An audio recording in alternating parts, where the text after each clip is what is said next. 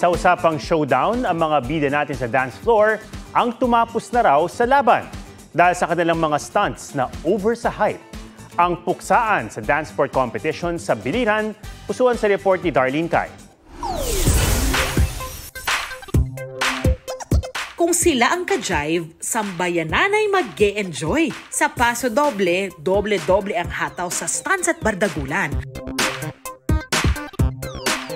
Kaliwat ka ng tamblingan at literal na nanlalampaso sa dance floor ang mga koponan. Super sa high kicks at toss, lumilipad pati sapatos. Yan ang 3rd World Latin Dance Sports Competition sa Biliran Province State University. Ang mga couple, kanya-kanyang eksena sa dance floor. Pagkatapos kasi ng rumba at cha-cha-cha, open category na sa sayawan. Free interpretation na nauwi sa kasiyahan.